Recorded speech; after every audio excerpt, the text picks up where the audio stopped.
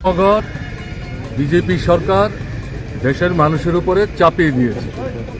তাদের শ্রমিক স্বার্থ বিরোধী, মালিকদের স্বার্থের রক্ষার প্রশ্নে, লুটের যে সুযোগ তাদেরকে বাড়িয়ে দেওয়ার প্রশ্নে যে সমপোর্ট তারা তৈরি করেছে, তার বিরুদ্ধে এই ধর্মঘট।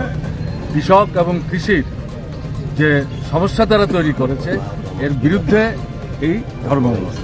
এই যে রেগার মতো কাজ, যা গরিব মানুষ গ্রামে একটু কাজের সুযোগ পেয়েছিল, এটাকে বাতিল করে দিয়ে সস্তায় শ্রমের বাজারে যাতে মজুর পাওয়া যায়, যাদেরকে লুট করা যায়, তা মালিকদের সুযোগ করে দেওয়ার জন্য তারা এই আইন করেছে।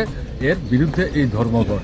এবং আরও বড় কথা, মার্কিন সাম্রাজ্যবাদের সাথে আমাদের দেশের সরকার অতি সম্প্রতি যে চুক্তি করেছে আমদানি রপ্তানির প্রশ্নে, তাতে মার্কিন সাম্রাজ্যবাদকে যে সুযোগ দেওয়া হচ্ছে এবং আমাদের দেশের কৃষি এবং কৃষকদের সামনে যে সমস্যা তৈরি করেছে, যে সংকট তৈরি করেছে, এর প্রতিবাদে ধর্মঘট।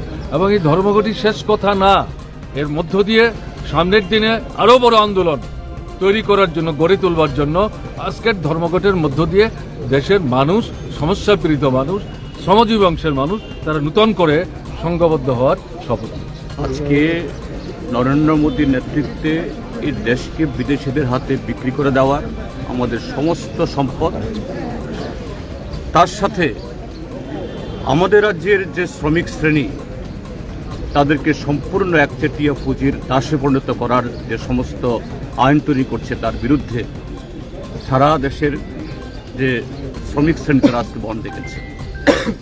এবং শুধু শ্রমিকরা না, এখন যে ধরনের নীতিগুলি গ্রহণ করা হচ্ছে, আমাদের দেশের কৃষকরাও আমাদের দেশের একচেটিয়া পুঁজি এবং বিদেশিদের কাছে তারাও কৃতদাসে পরিণত হবে।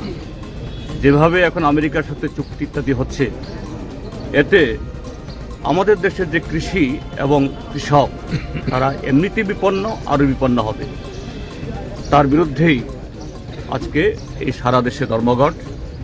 এটা শ্রমিক ধর্মঘট হলেও তার পেছনে এই দেশের সমস্ত কৃষক, শ্রমিক, ক্ষেতমজুর, দিনমজুর, মধ্যবিত্ত সাধারণ মানুষ সকলেই আজকে রাস্তায় নেমেছেন। লক্ষ লক্ষ মানুষ আজকে এই ধর্মঘটে তারা